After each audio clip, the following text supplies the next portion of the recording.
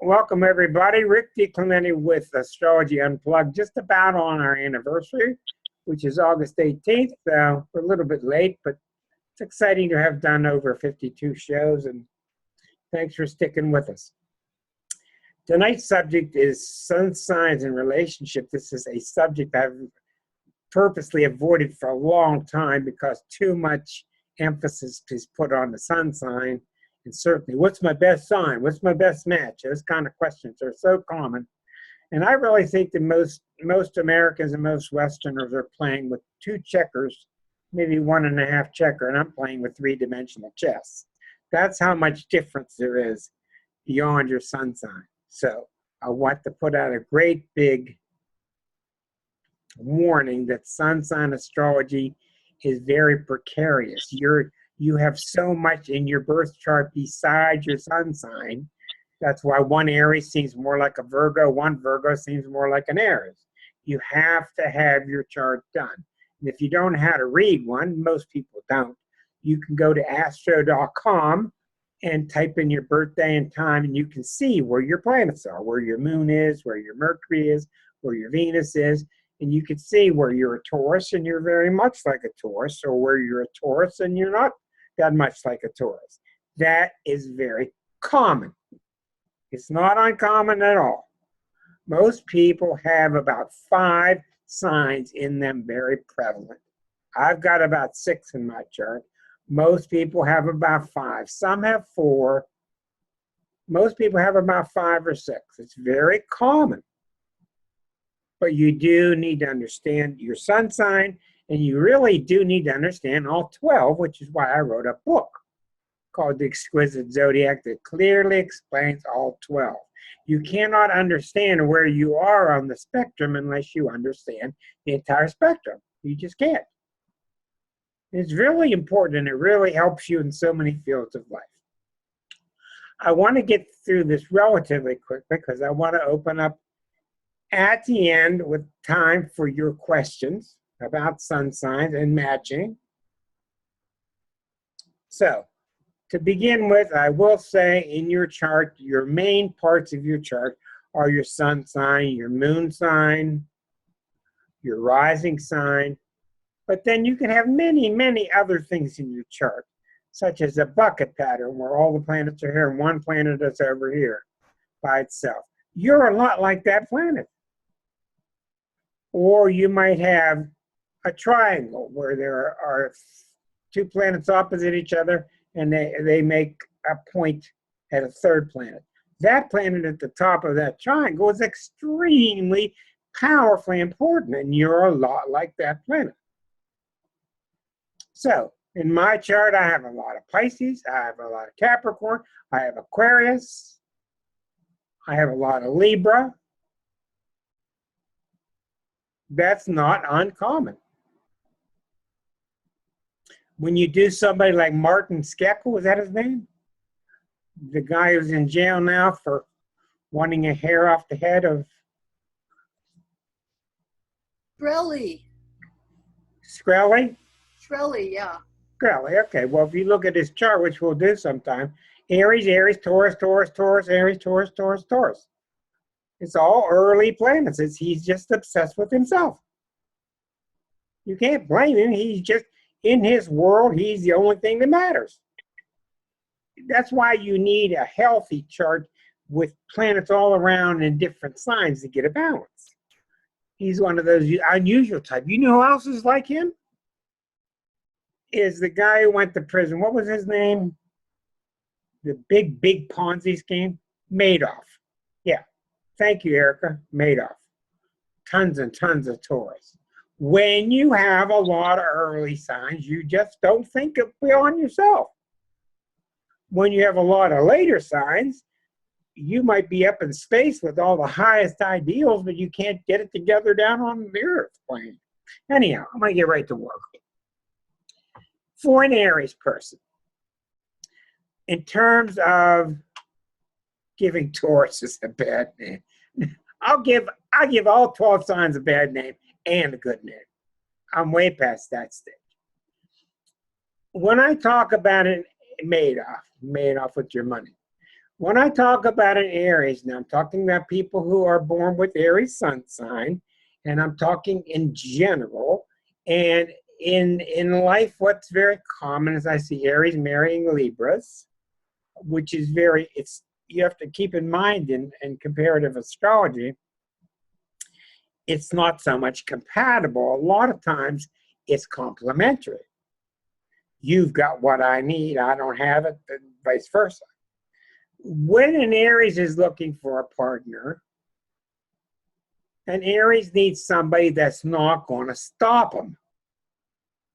Now, I don't care what sign they are. Let's back up for a minute. The odd numbered signs, Aries, Gemini, Leo, Libra, Sag, Aquarius, the odd numbered signs are masculine. That doesn't mean they got more testosterone. That means that they're primarily extroverted at a very basic level. The even numbered signs, Taurus, Cancer, Virgo, Scorpio, Capricorn, Pisces, they are feminine. You usually, broad strokes, are better off staying with your group. You are usually better off with a sign who's 2 signs away, 4 signs away, 6 signs away. You usually have trouble with the sign. The most trouble people have usually is with the signs next door or the signs at a right angle. So if you're a Gemini, you usually have trouble with the Taurus and with the Cancer, the signs next door or the ones at a right angle, which would be Virgo, Pisces. And the reason for that is the conflict between the modalities, which are cardinal, fixed, mutable, mixed with the elements, air, earth, water, fire. These basics are covered in the first few chapters of my book. This is the reason. Now, you'll see plenty of people that are a technically bad match and they get along fine, but they're still going to have some aberration. They're going to have some friction. Now, let's go on. With an Aries is a very simple sign. They're not dumb, they're just not complicated. They can't stand complication. They want to do their thing. They want to do their thing. So they're usually not matched up with a Cancer or with a Capricorn or with a Virgo. They're not matched up with cautious signs. Cancers, Capricorns, the most cautious, Tauruses, they usually don't match up well with cautious energies because they want to go do something, they go do it. They do. You don't take an Aries child and caution them. They need to jump, bump their head, ow, bleed, then learn. That's how they learn. It's not how Cancer learns. It's not how Capricorn learns. They learn by instinct. Mark, are you Aries? I thought so. Okay. Their instinct is to dive in. And they're good divers. Now, not everybody can follow that. Other people need something else. So the main thing about an Aries is they want somebody usually adventurous, fiery. Somebody's talking, but I don't know who that is. Somebody is on a phone, and I've got everybody shut off, so. Mute and mute. Okay. All right. That applies to people like my brother, I said, who was a Pisces, but he had 5 planets in an Aries. So he would listen very closely to this section. You've got to keep a loose hold on your sun sign. You are that sun sign. It is important. When I work with you, I usually try to wake up that sun sign part because that's really your heart. But I keep in mind all your other qualities. Taurus people, fixed to the earth. They almost always end up with Cancers. because they're both so security oriented. They love Cancer energy. They like Virgo energy. They do well with the earth signs. They don't do well with the Aries or the fire signs who are in a hurry or dynamic and zealous. Taurus is about, boy, look what I got here. I got a big fat sandwich. I'm going to sit down at this dinner table and I'm going to take my 5 years eating this sandwich and I'm going to enjoy this sandwich. It's a wonderful sign. The Tauruses and Libras are probably the two signs that know how to enjoy life better than anybody. So therefore, you may find a Taurus with a Libra because they have this great quality of enjoying life. They can't stand things happening fast. Get away from me. You unnerve me. It's got to happen slow. Usually, unless the Taurus has other things in their chart. So they need people that are, I mean, John is a Taurus, and John has a lot of Leo, and he has strong Uranus qualities, and he has other things. But if you notice John talks very softly, and it's very gentle, and it's very systematic, and he's very grounded. So they like people that are grounded. That's really an important quality. And that other chart could be an Aquarian, but if they have a strong Saturn in their chart, they could be a match for the Taurus. The critical thing about Taurus is they live in a relatively smaller world because they like it. They're comfortable in a relatively small world.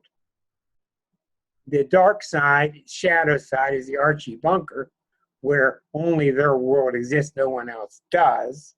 That's far out. That's an extreme.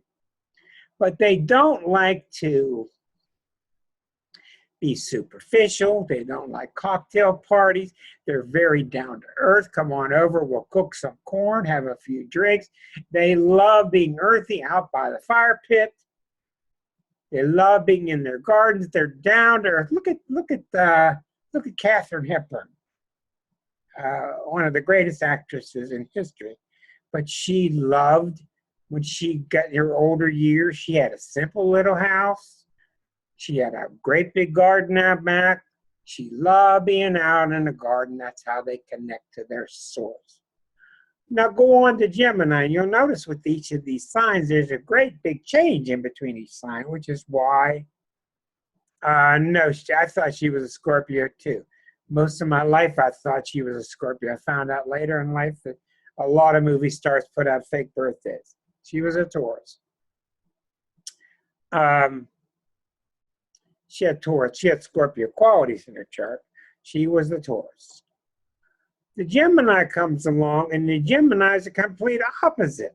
Gemini is go here, go here, go here, go here, go here, go here. Change your mind, change your mind. Geminis like talkers. They like people that are effusive, that are active. They can't stand sitting still. Usually you don't see Taurus and Gemini together, but I see it all the time. I'm going to tell you what the books say, and I'll tell you what I see. I see Taurus and Gemini together all the time. And that's because they're complementary. One goes slow, one goes fast.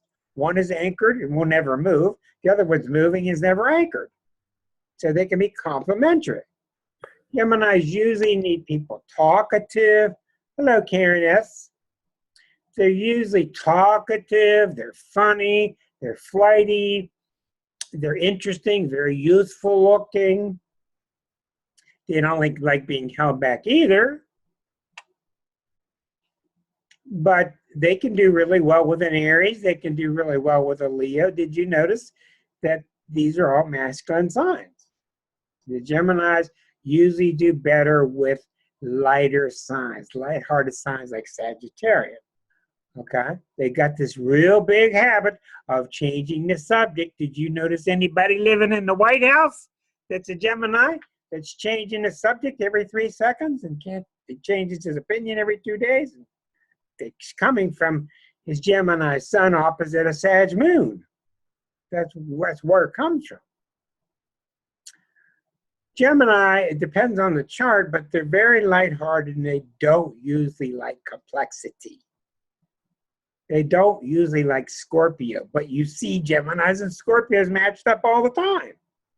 all the time. It's really common. Scorpio men marrying Gemini women. Very common. I got my own opinions on why it happens, but it's very unusual in the zodiac. And I think it's because they're two of the most curious signs of the zodiac. They're both mysteries. I also think that the Scorpio is attracted to the Gemini simplicity and that little spark of light that they have. Scorpios are attracted to light, sparks of light. They want it. They want it. They want to absorb it. They want to identify with it. They want to fuse with it. So there are a lot of signs, a lot of pairings that really don't work that well, but you see it all the time, and eventually it can wear on a marriage. And when it starts to wear on a marriage, it's really down to the brass tacks. It's the elemental and fixedness or cardinality that causes a difficulty. Now, you're into a really significant sign of Cancer. Cancers almost always marry Virgos and Tauruses. They don't marry other Cancers. Too much sensitivity. Cancers want security, and that's why they love marrying Virgos. Because the Virgos are kind of light on the ability to be emotional, and Cancer is all emotional and Cancer wants somebody to protect them. The Virgos love protecting their home and putting meat on the table. Well, it's almost a perfect relationship, but after a while, it turns into codependency. The Virgo can't look to the Cancer for his emotions. The Cancer can't look to the Virgo for its worldly stability. It's got to come out into the world, out of the shell, out into the world, and learn to be strong by itself. You see it all the time, and you always see Cancers and Tauruses. Now, those are the two signs that can really, really be together in the hobbit hole. Inside the hobbit hole, great big door. Shut that door, and we're nice and safe and cozy in here. That's why it's one of the best matches in the zodiac. But again, you get in trouble because you become too closed. And you all know what happens to closed systems. They don't survive, i.e. America. Build a wall. Build a wall. We'll be more closed. We'll be more protected. So everything's a balance, you know.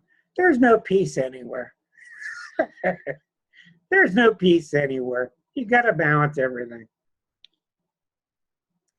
But Cancers are very sensitive. They need reassurance. Now, they don't usually get what ends up with the Virgos is they end up a lot of times emotionally starving because the Virgo is so good protecting the house, out there working, bringing in the money, but they're getting dribs and drabs of emotional support to the Cancer. So I get the Cancer, I do the reading, and they're emotionally starved. What do you want? Security? You want emotional? What? Now, if they find a Virgo who's got healthy emotions, can deal with them, then that's a wonderful combination. But you see, the point is the Cancers, they need somebody to take care of them. Unless their sun is high in the chart, their moon is in Sag, their moon is in Leo, then they're pretty self-independent. But most Cancers are pretty dependent. So this is why you don't usually see Cancers with Sagittarians. You don't see them with Geminis. You don't see them with Aries because these people are fiery and blunt. And Cancers can't stand blunt. It hurts their feelings. These people get their feelings hurt. It's just the way it is. They're very sensitive. That's how they are. Now you go to Leo. Boy, is this... You know, it's just marvelous to think about how exquisite the zodiac is, how every sign is so different. And you go to Leo now.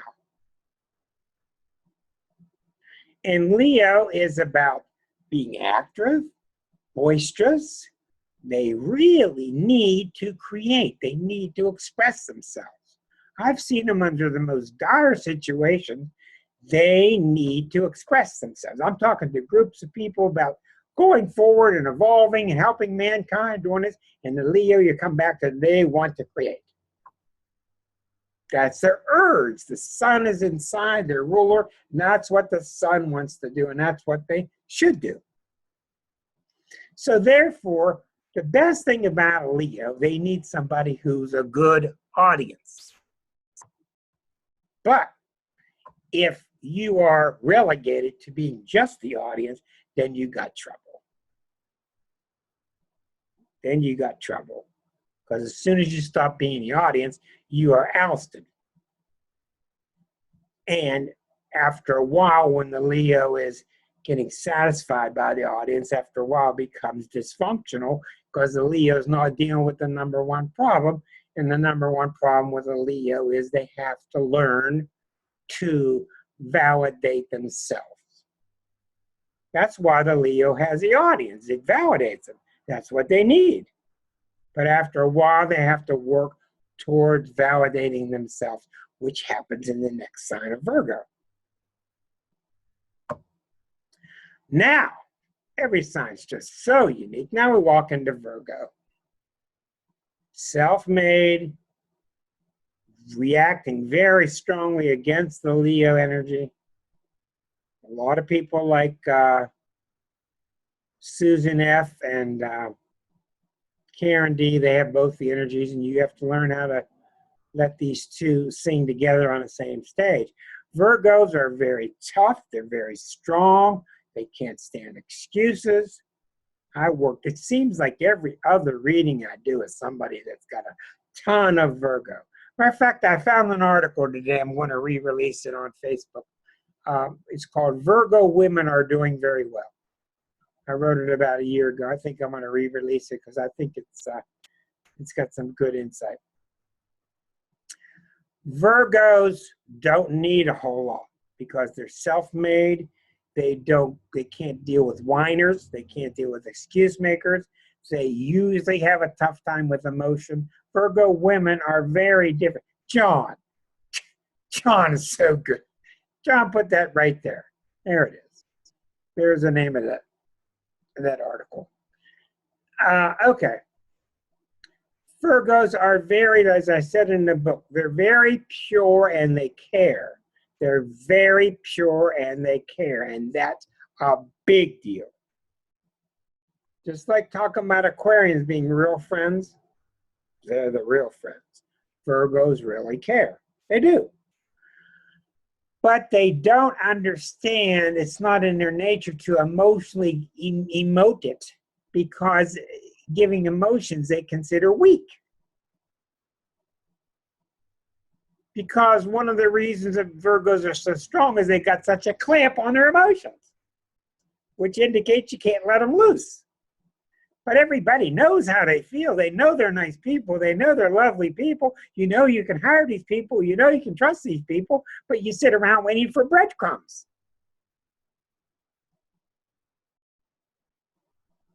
Everybody you talk to is treating you exactly the way they treat themselves, period. It isn't you. We all take it all so personally. It's what's going on in their mind. Their little dialogue in their mind extends to what's around them. So Virgos, they love and admire hard workers. They can't stand lazy people. They love self-made people. They love people that care, that are good at their work. I got a woman that I haven't seen in 30 years, and she found me recently. She's seen some of my finesse that I could do at times with my work, and she's just in love with me because she admires the professionalism, the skill level. They love people that are skilled. But you're not going to pull one on a Virgo. You're not going to pull one past and BS them. You're not going to be arrogant and get past them. They love purity.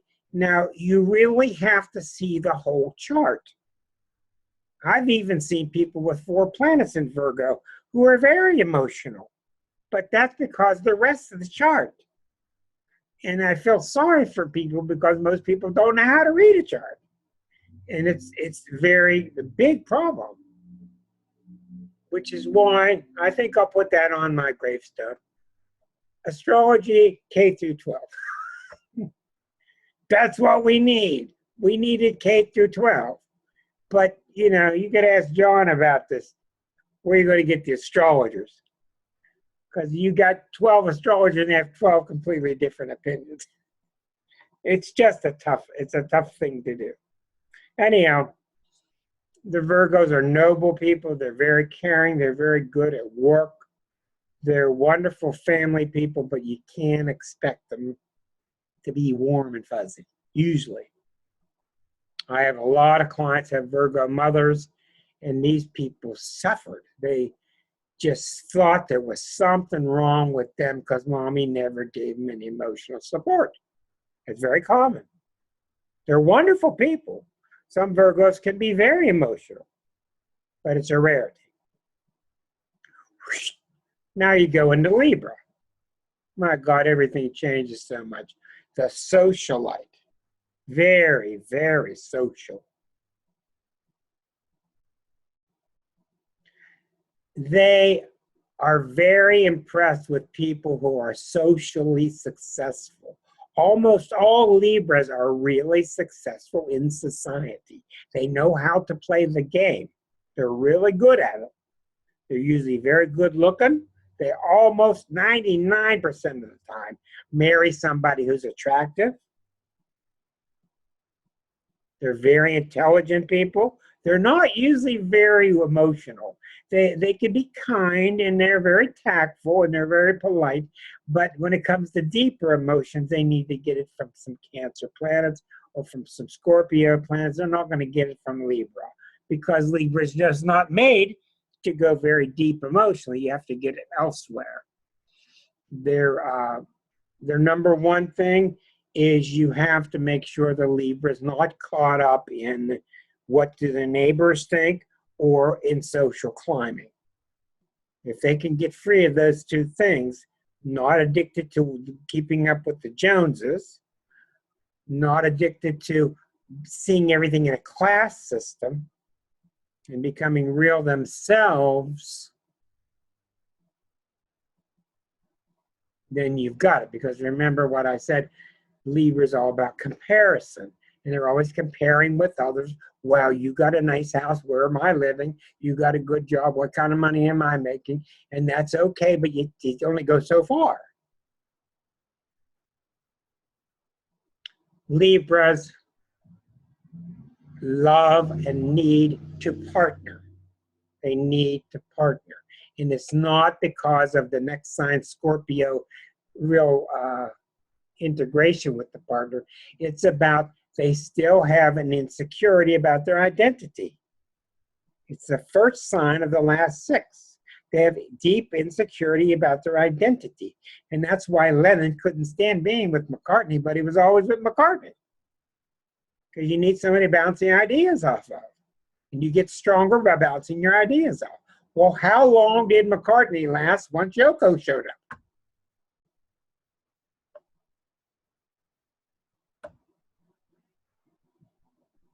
It's a common occurrence that Libras will bounce from one marriage to the next marriage overnight.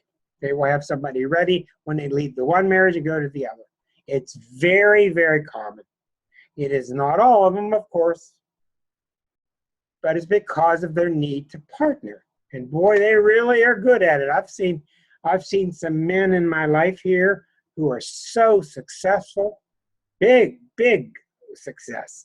And they've got Libra women that they're married to, and the woman is just so good at being the supportive role and the counter ego, and they're just really good at it. So these are all signs have their dangers. They have their pluses and minuses. So when you're with a Libra, you had better have some social skills. You had better not be crude. You got to have some smoothness to you. You better not be blunt. They're very smooth people, intelligent people. Now, the whole ball game gets more intense as we go along. Is this kind of who are Libras attracted to?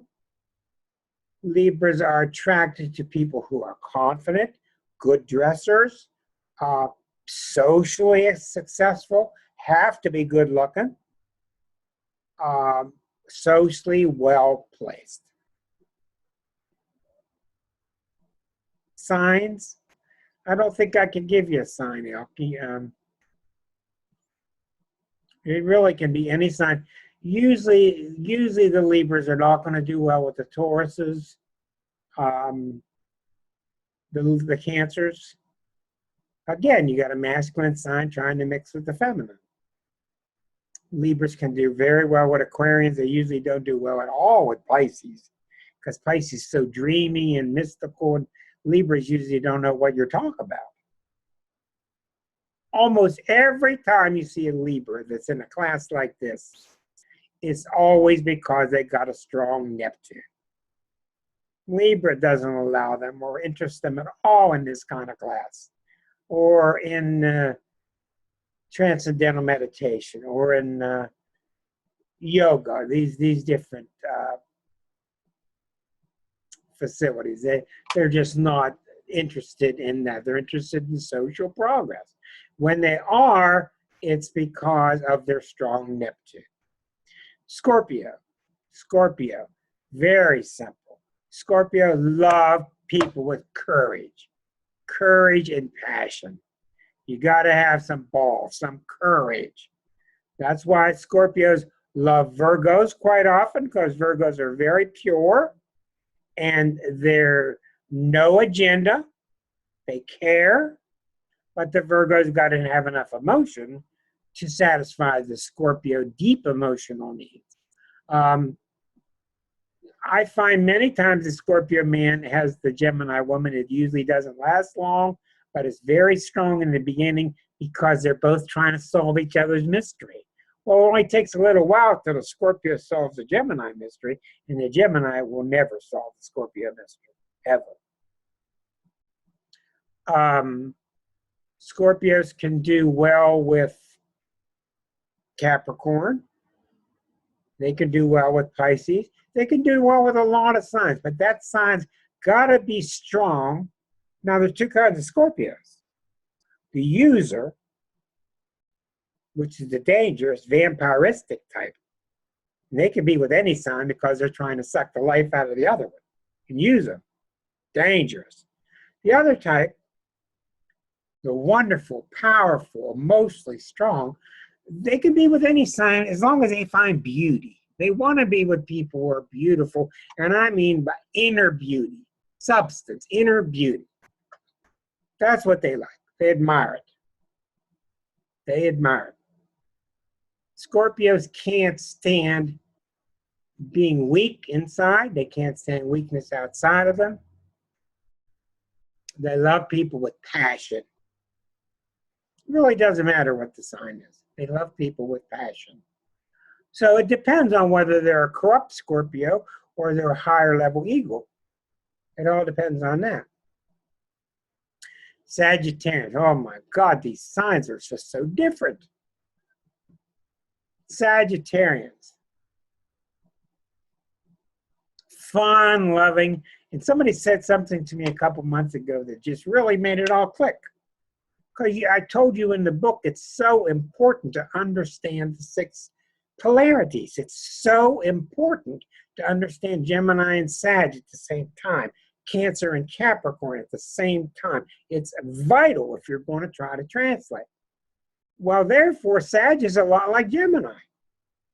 One is a me, one is a us.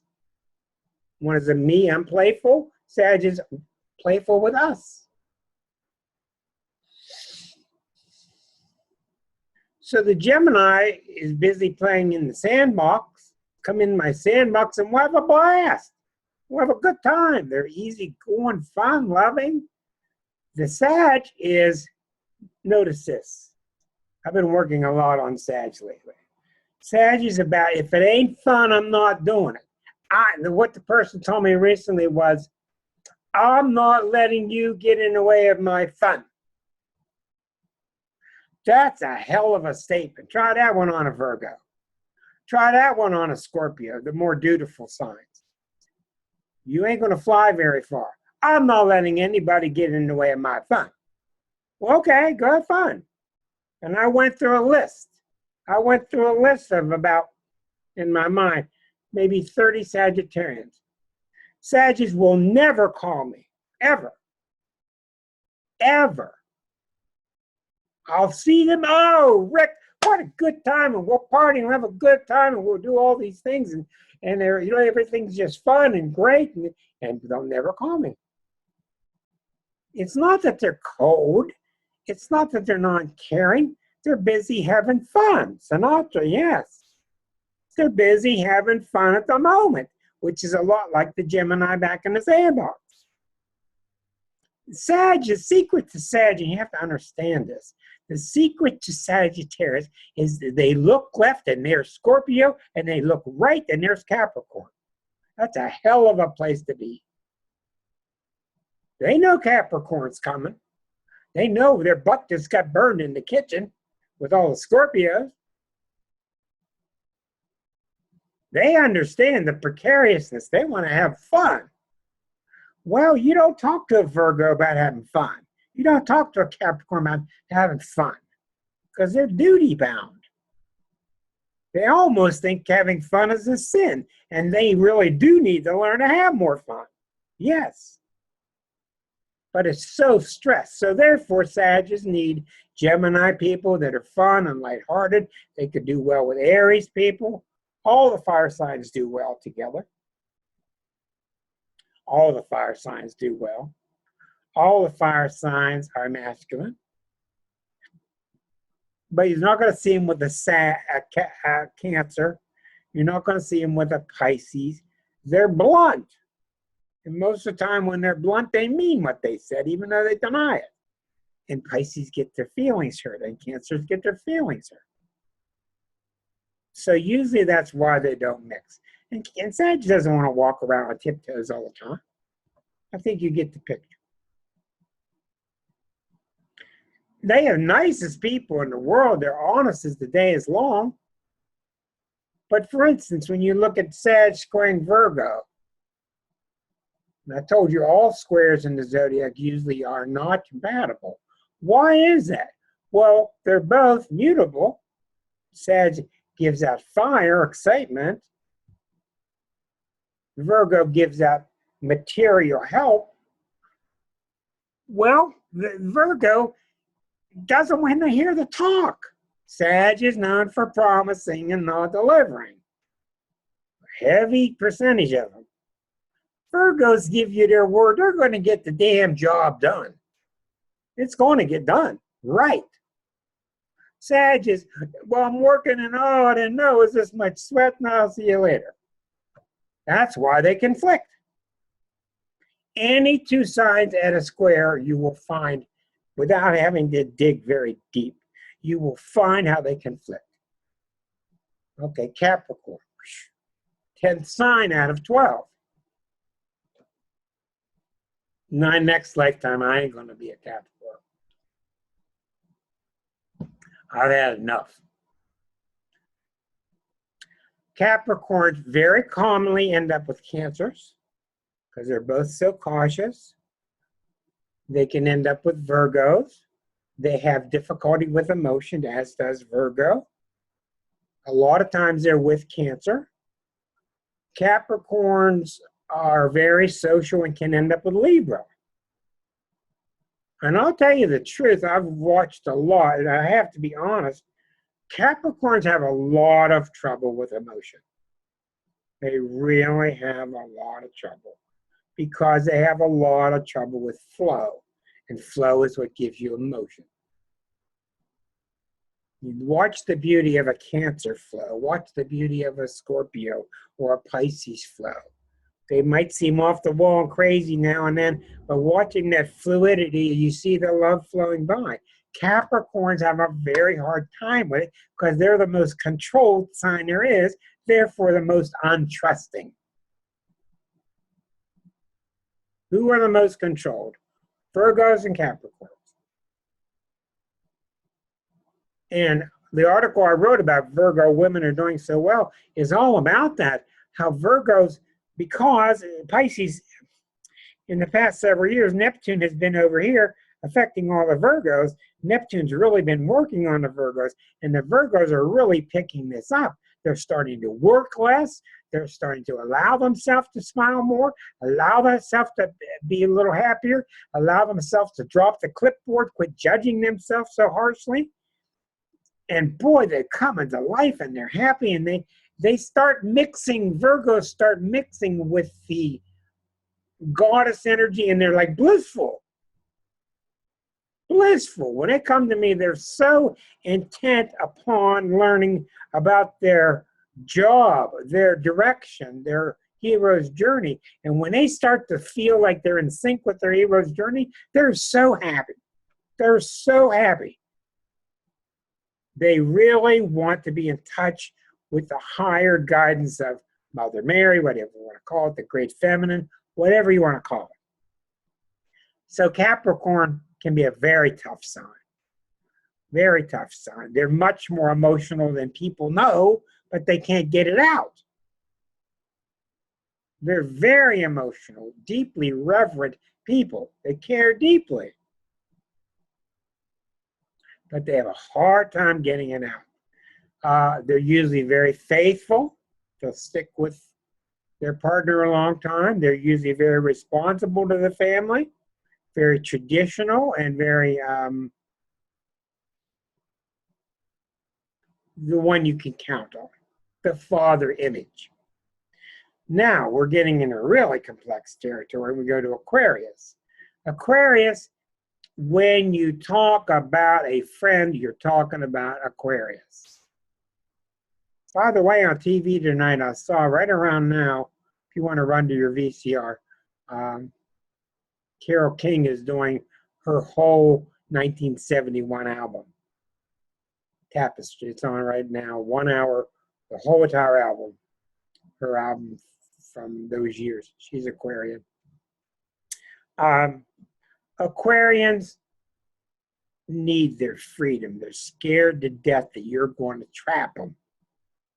They're really nice. They're very forgiving. They're non-judgmental. They're very tolerant. They need people who are friendly. They're completely unpredictable. So if you think you're going to approach one with some kind of knowledge and lasso them, good luck. They love people who are, I'll tell you the truth. You're not going to believe this. You know who I see them all the time married to? Cancers. And it's because they're really pretty cool emotionally, but they're so stable and they're so loyal that the Cancers translate that into being protected. Ronald and Nancy Reagan, exactly. Exactly. She was the Cancer, he was the Aquarian. Well, they take the Aquarian as the steady dad and mom force who's never going to leave them. But they're usually not going to get a lot of warmth from them. That's very Aquarian. Aquarians are very friendly and they're very consistent and all that, but they're usually not warm and fuzzy. But I see Aquarian with Cancers all the time. Shocks me. Now, Aquarians can really mix well with just about any sign, but they really don't mix well with Pisces. And I think the main reason is very simple. Aquarians are basically mental, Pisces are emotional. And Pisces represents the final lesson. And Aquarians, they're very private, keep things to themselves. They love friendly people. They love going out and finding a new flower, a new type of bird, a new way to do solar heating. I mean, they're just interested in everything. I love reading for Aquarians, especially the women. The men won't come to me because they're too stubborn and they have all the answers. But I love reading for Aquarian women because they're so interested in how their mind works. They're so interested. So I could talk at the deepest level and they're right there with me. So mental titillation. If they get the right Libra, it can be wonderful because they're both intellectual signs. Get the right Gemini, it can be wonderful. But those other signs have to have more broad-ranging energies, such as Uranus, Pluto, because Aquarius lives in a very broad world. Very big world. Okay, finally, the Pisces people. Pisces is a very hard sign to ascertain. Everything about them is hard because they're just so big. They're just so vast. They love everybody. They're huge. They're known for the worst choices in the zodiac. If you think about your Pisces friends and look at the dogs they brought home and the cats they brought home and the people they brought home, they bring home these people that you go, how did you ever get matched with this guy? Because they don't understand differences. Thank God. They don't differentiate. That's the opposite sign, Virgo. They discriminate. Pisces doesn't. And that's why the Pisces says, oh, yeah, but I love him. Okay. Oh, but I love him. Okay. All right. But you have to, when you're with a Pisces, you got to be very tolerant. You got to let them go. You saw my story in the book about the woman who came to fix me spaghetti, and she went out for a smoke, and I saw her 3 months later. I'm going to fix you spaghetti. Fine. Got the water boiling. She come, I'll go have a smoke. Okay. She came back 3 months later. Whoo! The wind took her. I didn't get mad at her. I understood. She was outside. She saw something. She's just so fluid. And fluid is wonderful, but irresponsibility is something else. Pisces are wonderful people, wonderful, loving people, very misunderstood, usually very damaged because they become the doormat for people. They don't know how to say no. They don't have ambition, and people judge them because of it. They don't have ambition because they don't want to be a self. They're past it. They're smarter. I told a lady today I was reading for her, when you're busy driving and you're in the midst of traffic, remember to stop now and then, look in the back seat, and thank the man and the woman that's really driving. Because it isn't you driving. Thank the God or the goddess in the back seat that's driving, because they're doing all the driving. Up here, you're freaking out. You're thinking it's you. It isn't you. It isn't you. Pisces knows that. Pisces knows that. So Pisces is attracted to loving people. That's the only thing about Pisces. They need to love. They need to be with people who are loving. And the problem with Pisces is they unfortunately are attracted to people that they're going to save. Oh boy, is that a mistake?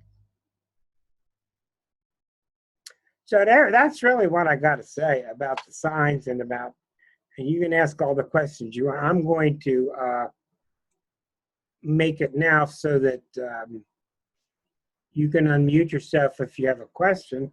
Please do. I will do my best to answer. I've given you generically what I think, but you can't answer these questions until you've lived a long time understanding the real heart of these signs. But I would be glad to entertain any questions you have about any matches that you can think of. Susan F., I can see something swirling around in your head, and I'm gonna pick on you. Come on now. Can you tell that I'm just like, oh, I can't handle it anymore? Wait a minute, I'm getting a voice. Can I tell that you can't handle it anymore? No, I can't tell that. Well, what does that mean? You can't handle what? I'm just having a really hard day. Well, I must apologize to you because I told you I would be glad to talk with you on the side. Let's get that lined up. I mean, I've almost started crying at least 3 times today. Is that because of the global pain? It could be, but there's somebody at work that's not happy with my effervescent, bubbly self that I like to be. Okay, that's very significant. I want to talk to you offline. As I told you many times, the number one thing I look for is how are things going to work. It's really, really surprisingly accurate. It tells you a lot. Because what's happening is the way you're judging yourself is being reflected out in the environment. And my God, if you want to see a Virgo bleed to death, judge them on their work. I mean, that's their weak spot, is their work report. We'll talk offline, me and you, okay? Okay, and I think what it does, or I know what it's bringing up too. It's bringing up more What stuff. You know, what sign is this person? I believe they're a Taurus. Okay. If they're Taurus and you're a Virgo, which is usually a pretty good match, Hmm. but you're telling me we know in your chart you have a bunch of Leo. Right. So what we're really seeing is that Taurus is having trouble with your Leo. Okay. Okay. Do you find that this particular Taurus is a man or woman? It's a woman. Okay. Do you find that this Taurus woman lives in a small space? I'm not sure. Susan, But you gotta stop it. That's terrific. Oh my God. Okay. Do you find that she lives in a small world? I believe she does. Yes. Tauruses are usually not very critical. They usually aren't. Now, Well, she doesn't like me. okay, well, I can't. Anybody that doesn't like you is something wrong with them because I know that. you're a beautiful woman. Now, Thank you. do you ever find this woman ever able to exude excitement? No. See? Mm-mm. It isn't you. She's trying to repress you and she can't. You know why? I'll tell you exactly why. This woman is going through a Uranus transit, and Uranus is saying to her, I want out, let me out. And it's manifesting as you in front of her face. Okay. So she's trying to shut you up, quiet you down, tamp you down, then you won't cause any problems. And she thinks she can do that inside, but you can't. Uranus is you either go with it or you crack. She's my age. She's around my age too. I'll tell you right now, she's cracking. All right. She's cracking. I don't want her to crack, but she's cracking because she's going to do to herself what she's trying to do to you. You remember I told you the rheostat with Uranus and all the planets, you can't control the volume. When that Uranian energy comes up through and it's exciting and wants to break through and try things, Tauruses can't stand that energy because Taurus wants to control and anchor everything. So it makes you seem nutser around her. Does that make sense? Yeah, absolutely. But the problem with the Virgo that you're taking it as criticism. I take that stuff to heart. It makes my heart hurt. Uh-huh. You're taking it as criticism, which is what Virgo Right. do. You need to go hit that woman in the face with a peach pie. Get a big peach pie and just say, laugh. We'll talk offline. I'm sorry that you're experiencing that. No, it's fine. No, don't tell me it's fine. It ain't fine. We'll talk about this. Who's next? I think Susan Avere's squirming. So let's see. Let me see that picture again. She did a picture of me the other day. It was terrific. Very good. You're really good, Susan. Thank you. Give her My some new ice toy. cream. Huh? It's my new toy. It's a What is- Pentel brush pen. Is that what It's you really- used on my other one? No, the other one was colored pens. Well, I'll have to show them that. Remember, we're still recording. You are very talented. What questions do you have? I know you, and you got about 100. I've been processing what you're saying, and I know I'm a Sag sun, the Gemini moon, and Aquarius rising, but apparently I've got a lot of Neptune, and it's reinforced with Mars and Pisces, and then there's that Saturn, Venus, and Scorpio. So there seems to be a lot of water going on too. So I married a Cancer. No, there's Saturn, and Venus. it worked out fairly well. There's Saturn, Venus, then there's everything else. That's how strong your Saturn, Venus is. Okay. There's Saturn, Venus, then there's that other stuff. Right. Well, I seem to always be drawn to Cancer people. You're breaking up on me badly. You're drawn to Cancer people? Yeah. Well, that could be. Friendships. Well, as we know, Sag and Cancer is not good. generally, but that can be because of that Saturn-Venus, which is about controlling your emotions, being safe, protecting your emotions, not getting hurt. And then you got the T-square to Neptune, which is the Pisces sensitivity. So it's not your Sag, it's reporting this Right. attraction to Cancers. It's the Scorpio in you, it's the Capricorn in you, and it's the Pisces. Who's next? Elke, go ahead, dear. Is it what matters more in terms of compatibility, the sun sign combo or the moon sign combo or Venus? You cannot itemize it. Okay. You just can't. And what about in my opinion, you can't. I just showed you with a woman, Susan, where it's her Venus Saturn. You have to look for dominant themes. Mhm. I don't care if they're caused by Pluto, Neptune, Uranus. Dominant themes, a planet on an angle. What if a person has a bucket pattern from Mars? I don't care what sign Mars is in. That person is Aryan. That person is Martian. I wanted to tell you one more thing that I think you should look for, which is really significant. Take a person, you ever see two people together and they look so weird together, and years later you see they're still just doing great and you can't figure it out? A lot of times what that is, say you have a bucket pattern to Mars. Well, let's say that Mars is at the 5th degree of Pisces. Well, you look at the other person's chart and the other guy's got Jupiter at 5 degrees or 4 degrees Pisces. So they've got a major planet sitting on your main planet. And that's what makes it happen. And that's why they have differences in little spats, but they don't go anywhere. And they laugh it off and they keep on moving. Chart comparison is extremely, very difficult. Mhm. Very difficult.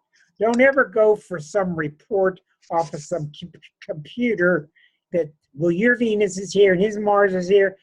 These are minor little things. You need a very good astrologer to discern it. Other things, Elke? So, and what about the sign on the 7th house cusp? Is that an indication? Sure, those are all things that you add up, yes. Okay. All things, but the main thing, like with you would do very, Elke has a massive T-square to Jupiter and Gemini. Is it with Mercury? What's on your descendant? You got Jupiter and Gemini. Jupiter in the North Node. Okay. Well, Elke has a massively strong Jupiter over here on the descendant. So she married a Sagittarian. Jupiter's so strong because she's very Sagittarian. And it's in the sign of Gemini. So we see rules being broken right away. You're very much attracted to the Gemini energy and Sagittarian energy because of that. And that means that your Cancer nature is kind of put second. That emotional sustain, emotional feed that you get from other people. You end up putting it second as opposed to your need to communicate. You love to talk and share ideas. Yeah, it was really funny because sorry. As I know from you, you had a Sagittarian husband and you have Gemini friends. This is why. But he had a Cancer moon, and it annoyed me how emotional he was. It was just like, oh, you're so weepy. You know? Yeah, you know why his Cancer moon upset you? Why? Because it showed me myself? Yeah. Right. Yeah. Right. Yeah. Well, you're interesting. really lucky to have that. Cancers are very lucky to have a Jupiter outlet because Cancers are, oh my God, and nobody loves me. Well, when you have the Sag outlet, you've got that ability to go, oh, what the heck? Oh, what the heck? So I'm just going to go to another country, find somebody else. Yeah. Well, it's a release. It's a release point, and it's a sign of a lot of good karma, in my opinion. It's a sign of being very highly evolved because you still have the Cancer sensitivity, but you don't let it eat you up because the Sag, it's not irresponsible, playful. The Sag becomes I can't let this one factor ruin my life, Mm-hmm. you know. Mm-hmm.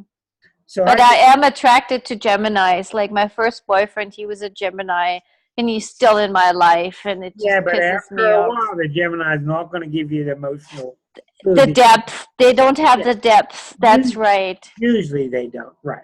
Yeah. I want to go to John because it looks like John has his mustache is starting to twirl on me, and I gotta see what's on your mind, John. I can read your mind. So I guess my thinking is, Rick, I was wondering about what do you think about moon signs? I know this is, and I know how much you love to focus on sun sign. Moon signs extremely important. What is it? I guess just to use an example off the top of my head, what about, let's say, a Capricorn moon and an Aries moon? Is that Well, you know what I try to do is I try to get extremely complex with all these things, and then I try to simplify. What I have come to believe is the moon sign is like sitting on a couch. Well, you don't like to sit on a couch that's lumpy, and you like to sit on a couch that's nice and warm and fluffy, and you sit on a couch and it's got a brick under the pillow. You know, you ever see two people sitting on a couch and they just look so cozy? mm-hmm. That's because their moon signs are in good aspect to each other. Or the other person's sun is opposite your moon. You'll learn a lot about this by reading Arroyo. But the moon sign's extremely important. And usually if the moon is too afflicted, when comparing the two charts, you usually can't get past it. Yeah. What would you say? I mean, I guess this is particularly a big deal for a Cancer, let's say. I mean, since Cancer. Well, the moon sign is like another sun sign for the Cancer. The moon placement is extremely important for a Cancer. Yeah. Just, I guess that's what I was thinking of. Like, what would, I guess, for example, you might have a Taurus, let's say, like me, Taurus sun, Capricorn moon. What if you had a Cancer that had, I mean, I guess ideally you'd be looking for probably a Cancer with maybe a Taurus moon or something like that. What if that Cancer had a Sagittarius, a moon in Sagittarius or Aries or something like that? Well, usually if your sun and moon are both in Earth, you're going to get upset by the person. You won't last long with the person. I know you were married to a Virgo, right? That's correct. You're not going to get along well with somebody whose elements are abrasive to that Earth. You need somebody, even though you got a lot of Leo in you, you got a lot of Aquarius, which are really good for you. You need somebody that's sound. They're going to get the bills paid. They're going to be there when they say they're going to be there. You need dependability. Usually the sun moon is really important. Now, if a person has a sun moon placement that's awkward, like an Aries sun and a moon in Pisces, mm-hmm. They don't really flow together. And then you get into real complexity, trying to figure out what's best for them. But yeah, I think your sun moon, you really need an earthy person. I was just curious.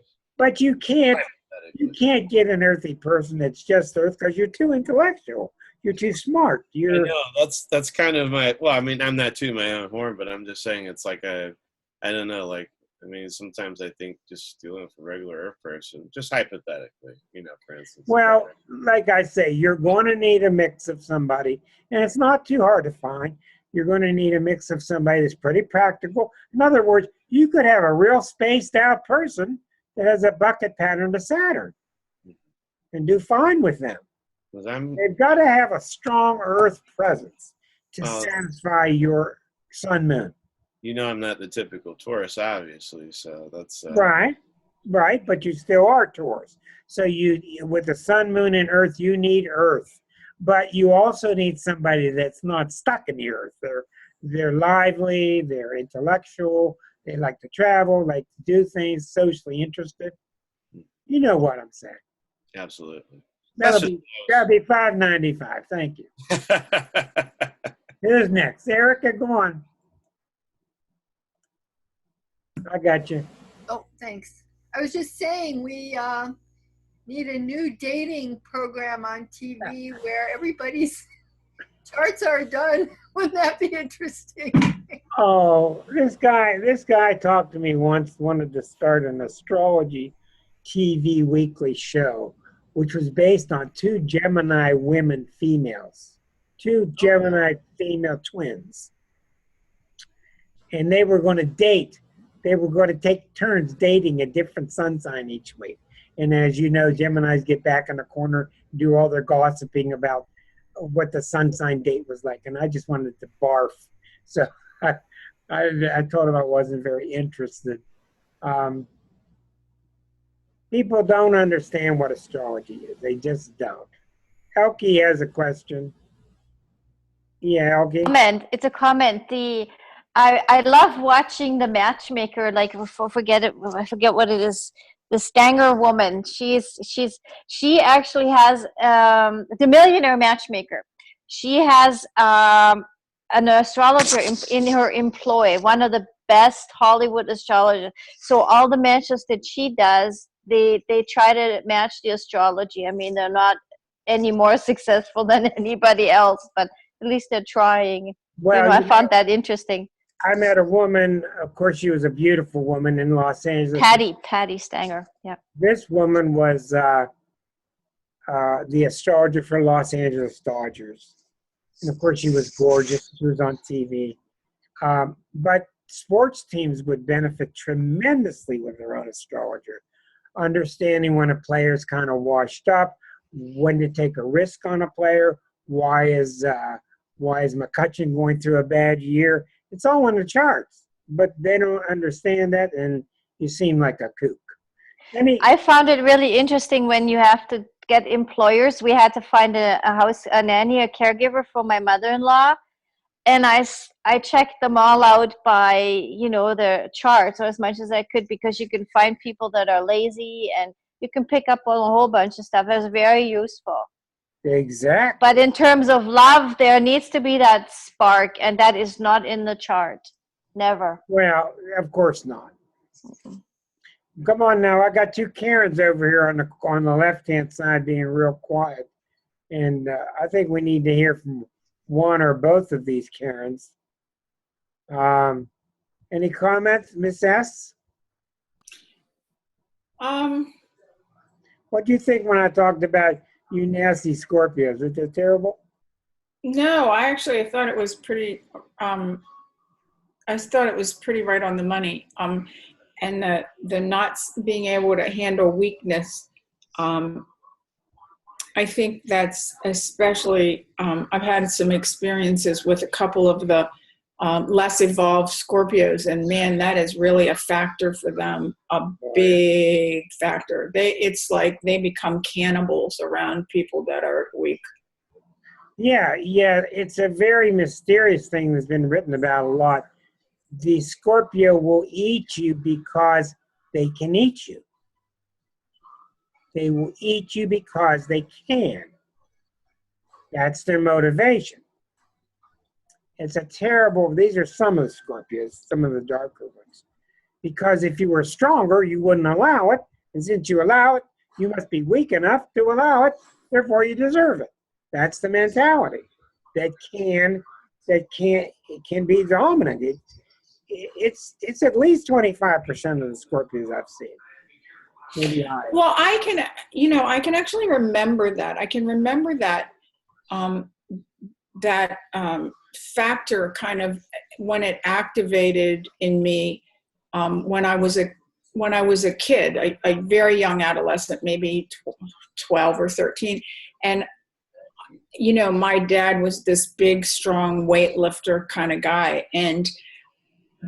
But it was a really needy, abused cancer. So and I remember the first time I assimilated that weakness, and I was just so repulsed by it.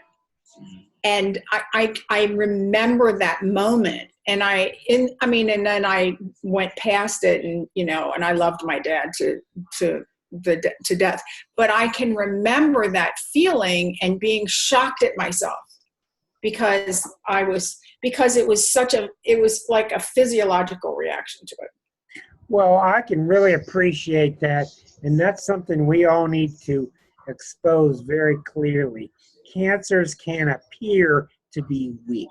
They can appear to be very dependent. But you have to remember, this is why you need the whole zodiac in your mind. You have to remember how brave they are to get where they are. And that was definitely true of him. Well, cancers are obsessed with their own well-being. How am I going to take care of me? Because the soul has never felt anything before, in essence. It's not the Aries, Taurus, Gemini doesn't, but primarily their main energy is feeling. And so when you start to feel, you sense for the first time how vulnerable you are. And that's why Cat Stevens sang, "Ooh, baby, be careful. It's a wild world out there. And there's a lot of danger out there." He sings those beautiful Cancerian pieces. But what happens to the rest of us is we get number. The rest of us become numb. Cancer is one big open feeling. That's why they're looking for protection, someone to hang on to. And it can appear weak. It can appear weak. But another thing about cancers is not written enough. These people are tenacious. You F with their family. F with the cancer's family. You got some great big claws coming after you. Thank you, Karen. Anybody else? Come on, Susan. You can't sit there all night and not ask something. Susan Hay. Karen D, we're going to sing her a lullaby. She's up there in La La Land. Susan, what thoughts are on your mind? Yeah, couple of things. I had an ex with a nice mild sun in Aquarius and a Gemini moon, but he had his ascendant was Scorpio with Saturn on the ascendant, and two other planets on two other angles. At the top of the chart, Pluto, and at the bottom of the chart, Mercury. So he wasn't what he appeared to be at all on the surface. Pluto was on the top, and what was at the bottom? Mercury? What was at the bottom? Mercury? You're breaking up. Mercury. Okay, yeah, so Mercury. all that mattered in that person's chart was the Pluto at the top and the Saturn at the ascendant. Maybe the most stubborn man you ever meet. The Yes. Saturn and Scorpio rising. And he had a cruel streak as well. Yeah, it's a very, it can be, I'm not going to say this, it can be very cruel, yes. And it's based upon a past life where they're carrying the weight of the world on their own shoulders. And Saturn and Scorpio can be really nasty. They can just take your soul apart, and it can be very malicious. They want to hurt you. Now, I've seen plenty that don't. So don't freak out there in YouTube land. I've seen plenty that don't. But Saturn and Scorpio can be vicious. It can be. And that's because of what Karen was saying. It comes back to they sense weakness. And they will go for your weak spot. Yeah. And it's all a reflection of how they, it's a reflection of how they treat themselves. Go ahead. Go ahead. Right. That was the focal point of too. The other thing was that you talked about cancers being very protective of family. I'm laughing because you and I both know a cancer who is a medium in Pittsburgh who is very protective of family, Chi-Chi. And I've known other cancers the same way, but holy cow, they're nice and mild, but boy, don't mess with their family. Oh yeah, Chi-Chi's just wonderful, and she's got such a cancer energy. That's true. Yeah, Elkie, go ahead, dear. How do you I defended my husband, like, the claws came out whenever he got in trouble. I just went for the gullet for the other people. Oh, yeah. How do you deal with a vicious Scorpio, like a Scorpio that thinks you're weak, but you really aren't. How do you best deal with somebody like that? I know exactly how. How? I've worked a lot of years on this question. And as you know, Karen S., when I first met you, I had real big issue, one-way distance. No, distance is not the answer. I had a lot of trouble with Scorpios when I first met you, Karen, and they were personal issues. And the way you deal with a Scorpio that's after you is the exact tenet of the Course in Miracles. You will get what you feel you deserve. If you feel you deserve to be punished, they're here to do it. And I've seen the most vicious Scorpios after people and working on the willpower and manipulating them through the vibes and through willpower. If you start working on yourself, I don't deserve to be abused. I don't deserve it. They will disappear. That is the only way to do it, in my opinion. But if you sit around, oh, they're on to my weak spot, oh, they're going to get me, oh, I'm on to my weak spot, you're really in trouble. Because what's happening is you're going through a Pluto transit, and that's exactly what Pluto's trying to do to you. Pluto, when you have trouble with Pluto, it's because your strong thoroughbred is at your door, and he's saying, get on the thoroughbred, you can handle it. And you go, no, and you shut the door, and you run out back, and you want the little pony. It's really that simple. When Pluto arrives, you are ready. You may not think you are. You may be used to it. It may have taken a long time to get there.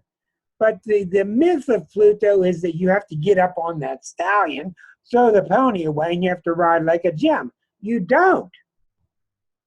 You only have to try.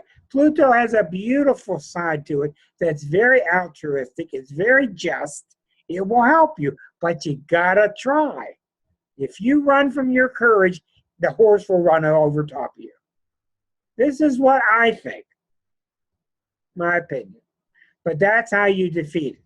You don't objectify it. You look for the self-hatred. You look for the self-hatred, this guilt, the self-guilt.